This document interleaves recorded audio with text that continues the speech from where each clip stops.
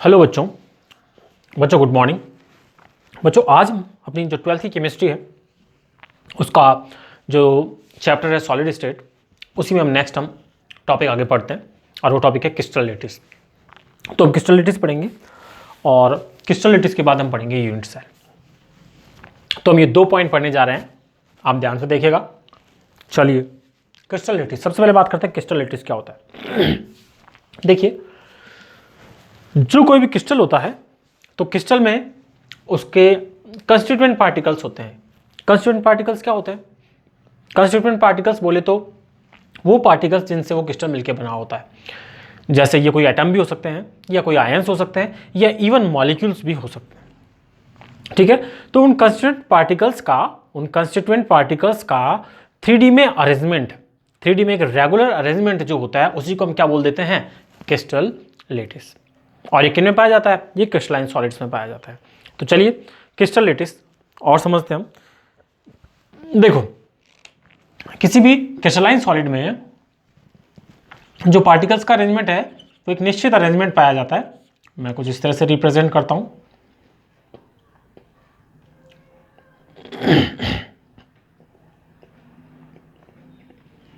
So this is basically this will be a unit cell.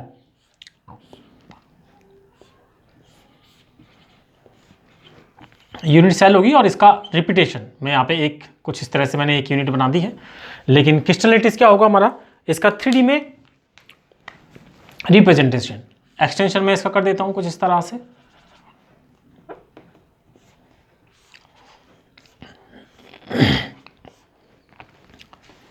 यहाँ इसको हम इस तरह से नीचे भी एक्सटेंड कर सकते हैं।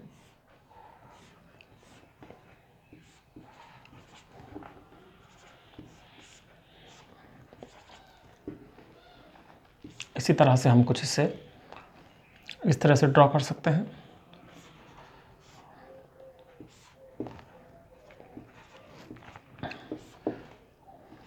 तो देखिए, ये हमारा जैसे मान लो क्रिस्टल लेटिस है। क्रिस्टल लेटिस यहाँ पे देखो इस तरह का अरेंजमेंट है। ये 3D में रिपीट हो रहा है, इस तरफ भी हो रहा है, इस तरफ भी हो रहा है, ऊपर भी हो रहा है, नीचे भी हो रहा है।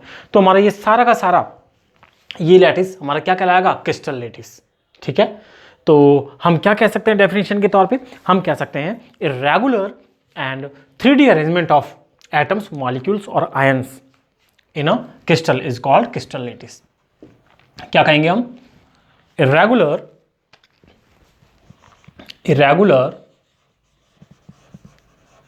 and 3D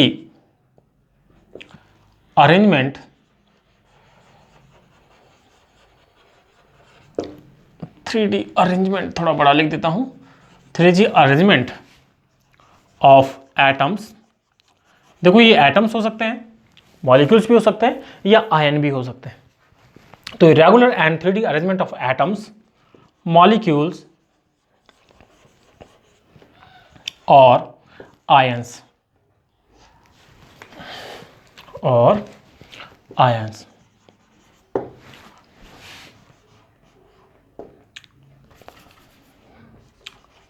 in a crystalline solid is called crystal lattice।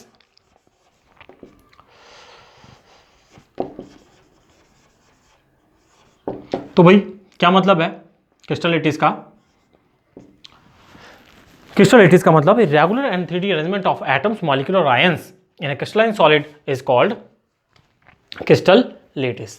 तो ये जो अरेंजमेंट है, ये इसका जो रेगुलर अरेंजमेंट है, पूरा का पूरा जो अरेंजमेंट होगा 3D में, उसे हम क्या बोल देंगे? Crystal lattice. तो ये हमारा क्रिस्टल लेटिस होगा। ठीक है, तो ये क्रिस्टल लेटिस की बात हुई। तो पूरा का पूरा बड़ा जो अरेंजमेंट होगा उसे हम क्या कहेंगे? Crystal lettuce. अब क्रिस्टल लेटिस होते हैं कुल 14 टाइप्स के। कितने टाइप्स के भाई? 14 टाइप्स के। तो मैं यहां लिखता हूं देयर आर ओनली 14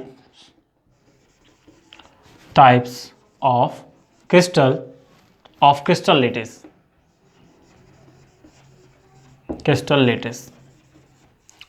ठीक है, और इन क्रिस्टल लेटिस के बारे में सबसे पहले एक फ्रेंच वैज्ञानिक थे, उन्होंने बताया था, नाम था उनका ब्रेविस। तो उन्होंने इनको सबसे पहले बताया था, तो इनको हम बोल देते हैं ब्रेविस लैटिस। क्या बोल देते हैं? Brevis lattice. ठीक है, ठीक है।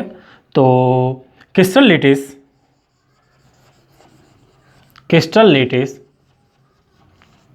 First described by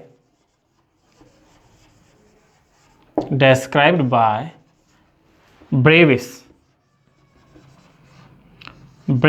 That's why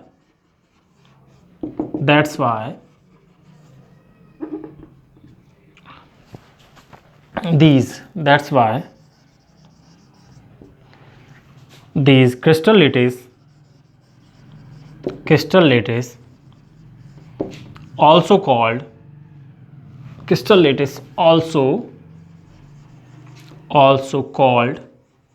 Brevis lattice.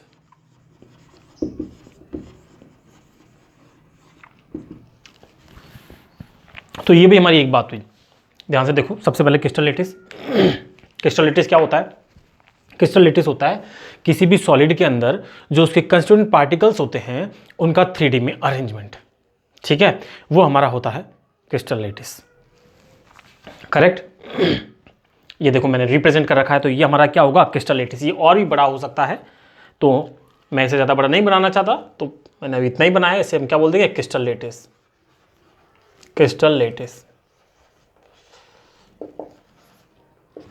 ठीक है। उसके बाद हमने दूसरी बात क्या की कि there are only 14 type of crystal lattice, और 14 प्रकार के क्रिस्टल लैटिस होते हैं। और इन क्रिस्टल लैटिस के बारे में सबसे पहले ब्रेविस ने बताया था, इसलिए इन क्रिस्टल लैटिस को क्या बोल देते हैं भाई? ब्रेविस लैटिस बोल देते हैं। यहां तक की बात क्लियर है क्रिस्टल लैटिस के बारे में? ओके, अब हम आगे चलते हैं। ठीक है, मैं इसे इरेज करता हूं, और उसके बाद अब हम पढ़ेंगे फिर कैरेक्टरिस्टिक्स ऑफ क्रिस्टल लैटिस। ठीक है, if you want to take a screenshot you can take. Okay,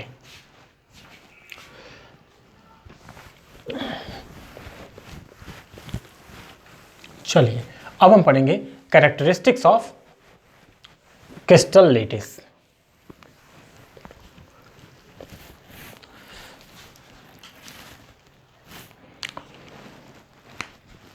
characteristics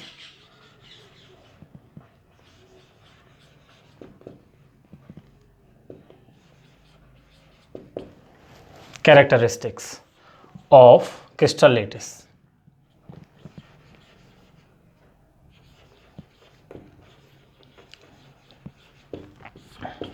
ठीक है, तो कौन कौन सी कैरेक्टरिस्टिक्स होती हैं? तो भाई पहली कैरेक्टरिस्टिक है जो क्रिस्टल लैटिस होता है, इसमें जो हर एक पॉइंट होता है, ठीक है, वो एटम मॉलिक्यूल या आयन को प्रेजेंट करता है। तो हम इसको बोलते हैं लैटिस पॉइंट या लैटिस साइज, लैटिस साइट। इसको क्या बोल देते हैं? लैटिस पॉइंट बोल देते हैं या लैटिस साइट बोल देते हैं। तो मैं यहां लिख देता हूं, this is lattice point, lattice point oblique lattice site, lattice point oblique lattice site. तो हम क्या कहेंगे? हम कहेंगे ईच पॉइंट इन लैटिस, पहला each point in lattice is called lattice point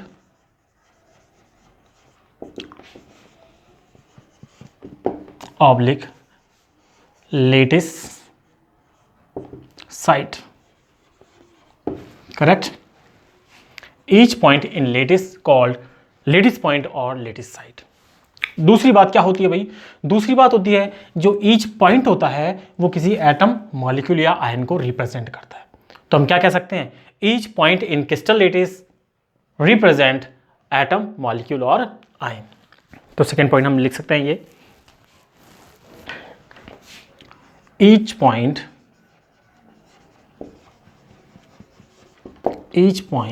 in crystal lattice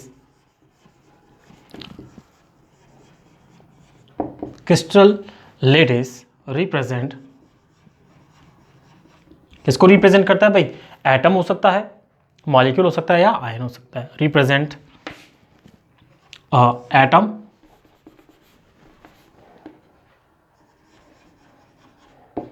molecule और आयन। ठीक है, तो सेकंड बात ये। थर्ड बात क्या है कि इसके जो सारे पॉइंट्स होते हैं, ठीक है, latest point atom, molecule, ion को रिप्रेजेंट करता है। और इन लेटेस्ट पॉइंट्स को अगर मैं जोड़ दूं, ठीक है, these are, if I join these all these by the straight line, then we find the geometry of the latest. ठीक है, तो हमें लेटेस्ट की ज्योमेट्री प्राप्त होती है। तो थर्ड पॉइंट में क्या लिख सकता हूं, दीज पॉइंट्स आर, कौन से पॉइंट्स, लेटेस्ट पॉइंट्स। ठीक है, लेटेस्ट पॉइंट्स या latest sites, these latest points are joined together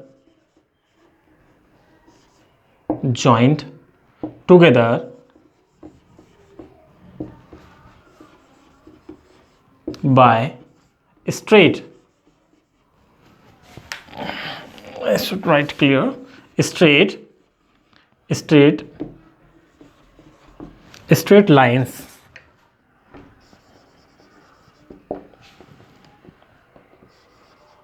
to find out the geometry of crystal lattice। ठीक है, तो ये भाई हमारी बात हुई। तो क्रिस्टल लेटिस के बारे में हमने पढ़ा, क्रिस्टल लेटिस के बारे में पढ़ रहे हैं हम। उसके बाद हम पढ़ रहे हैं कैरेक्टरिस्टिक्स ऑफ क्रिस्टल लेटिस। तो क्रिस्टल लेटिस की कैरेक्टरिस्टिक कौन कौन सी होती हैं भाई? क्रिस्टल लेटिस की कैरेक्टरिस्टिक की अगर बात करें, कैरेक्टरिस्टिक ऑफ क्रिस्टल लेटिस की बात करें, तो क्रिस्टल लेटिस में each point in a lattice is called lattice point और लेटिस साइट। जो भी हमारा पॉइंट है उसे हम क्या बोल देते हैं, लेटिस पॉइंट और लेटिस साइट। अब जो इसका ईच पॉइंट होता है वो किसी एटम, मॉलिक्यूल या आयन को रिप्रेजेंट करता है। तो each point in lattice represent atom, molecule और आयन। ठीक है, थर्ड चीज क्या है? थर्ड है कि इन पॉइंट्स को अगर आपस में जोड़ दिया जाए तो हमें लेटिस की ज्योमेट्री प्राप्त होती है। तो these lattice points are joined together by straight lines to find out the geometry of crystal lattice. ठीक है, तो ये हुई भैया क्रिस्टल लेटिस के कैरेक्टरिस्टिक्स। तो अभी हमने पढ़ा क्रिस्टल लेटिस और उसके बारे में क्रिस्टल लेटिस की कैरेक्टरिस्टिक्स। ठीक है, अब हम चलते हैं यूनिट सेल पे। ठीक है, तो you can take a screenshot. चलिए, यूनिट सेल, इसको इरेज करता हूं।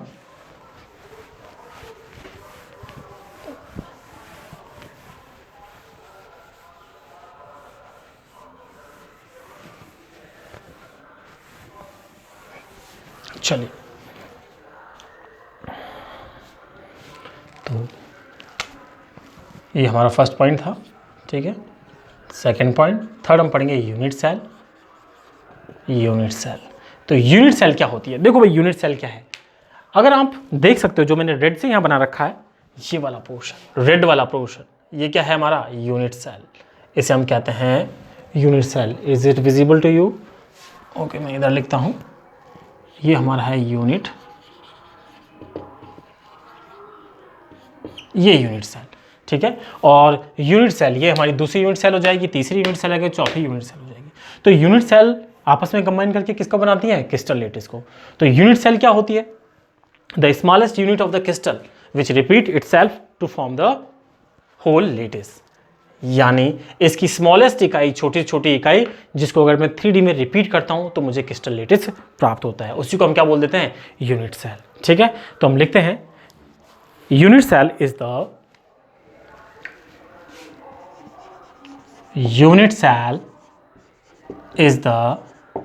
smallest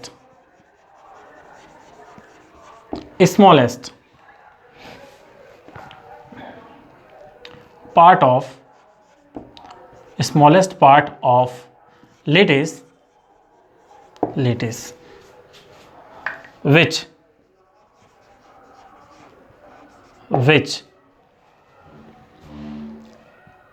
which when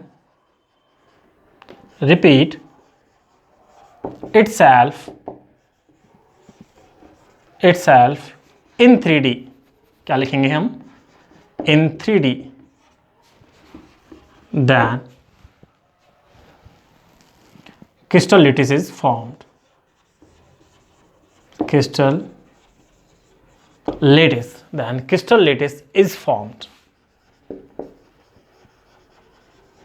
देखो भाई थ्योरेटिकल पार्ट है ये थोड़ा सा, ठीक है, समझने का भी है, थ्योरेटिकल भी है। तो वो यूनिट सेल क्या होती है, तो unit cell is the smallest part of the lattice. Lattice का जो है स्मॉलेस्ट पार्ट होता है, जो जब रिपीट किया जाता है, which when repeat itself in 3D then crystal lattice is formed. ठीक है, तो ये हमारी होती है यूनिट सेल। अब यूनिट सेल के बाद हम बात करते हैं characteristics of unit cell. Second हम क्या लिखेंगे, characteristics of unit cell. Secondly fourth,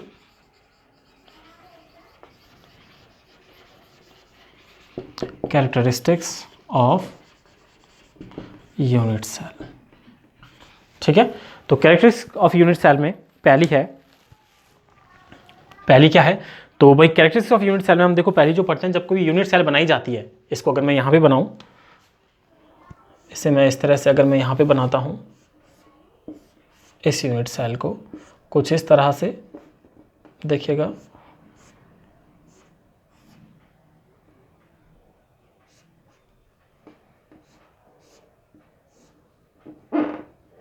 ठीक है, ये मैंने यूनिट सेल बनाई।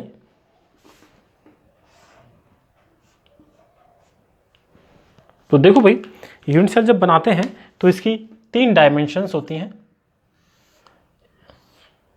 एक को हम बोल देते हैं ए, एक को हम बोलते हैं ए, दूसरे को बोलते हैं बी, और तीसरे को हम बोलते हैं सी। और इनके बीच जो एंगल होता है, यहाँ पे जो ए के सामने जो एंगल होता है, यानी बी और सी के बीच जो एंगल होता है, इसको हम बोल देते हैं alpha.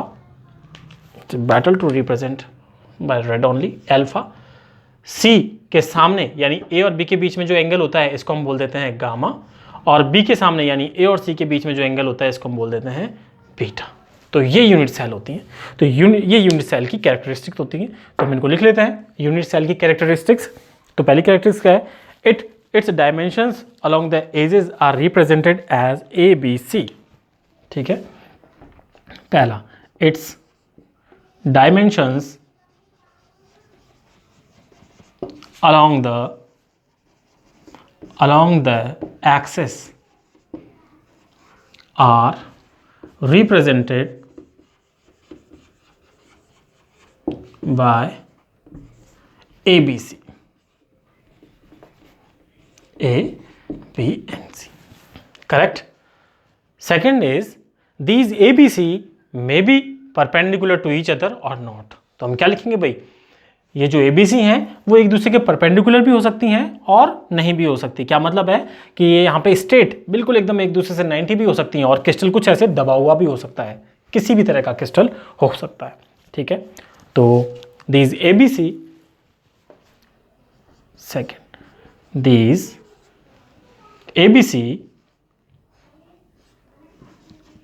ABC may or may not be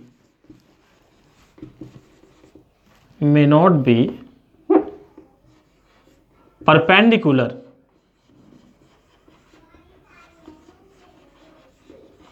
may or may not be perpendicular to each other।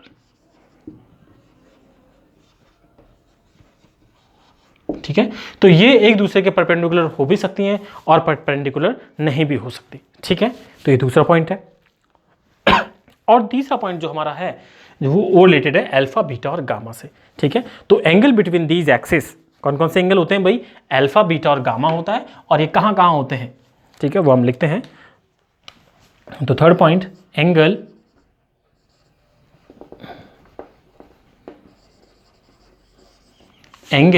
Between these axis. ठीक है, कैसे कैसे होते हैं भाई एंगल, देखिएगा। जो अल्फा एंगल जो होता है, अल्फा कहाँ होता है, अल्फा एंगल होता है बी और सी के बीच में, बिटवीन बी एंड सी। ठीक है। इसी तरह से जो बीटा एंगल होता है, बीटा एंगल होता है कहाँ होता है भाई, वो होता है बिटवीन, अल्फा हमने लिख लिया है, अल्फा कहाँ होता है, बी और सी के बीच में। बीटा एंगल कहाँ होता है, ए और सी के बीच में, बिटवीन ए एंड सी। ठीक है। इसी तरह से अगर हम बात करें कि जो हमारा गामा एंगल होता है, गामा एंगल कौन सा होता है, ए और बी के बीच में। ठीक है। गामा कहाँ होता है, बिटवीन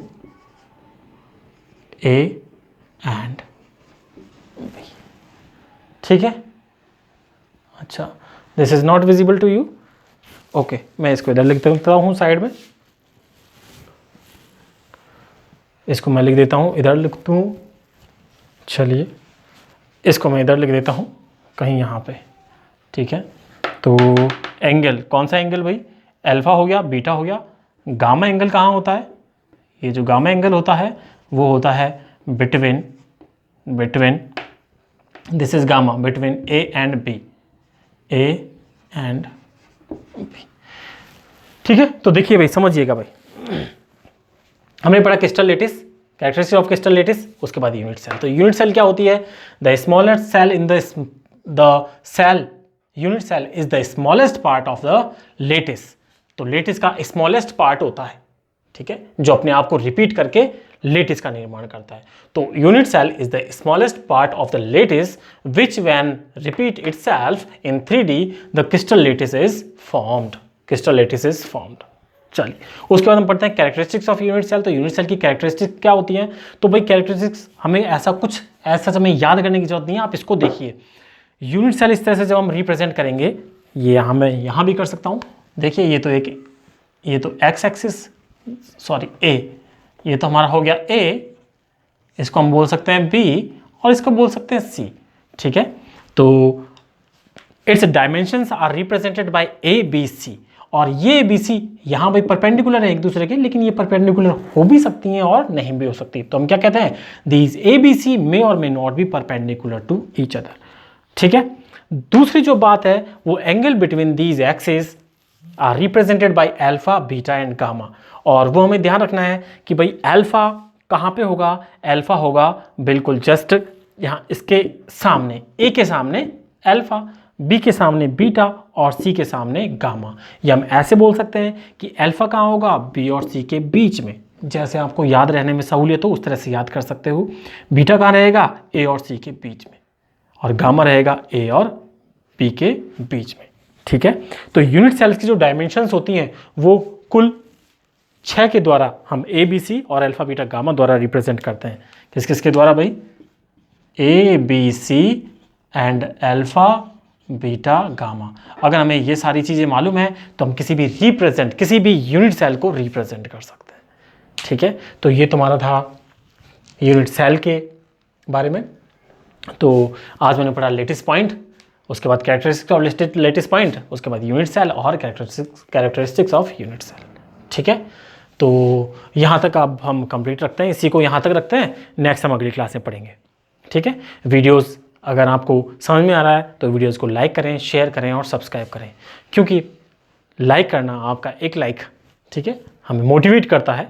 ठीक है, मुझे बच्चों मोटिवेट करता है इसी तरह के और वीडियोस बनाने के लिए। और अगर आपका कोई प्रॉब्लम है, if you have any kind of problem, please comment on the comment box. ठीक है। Thank you.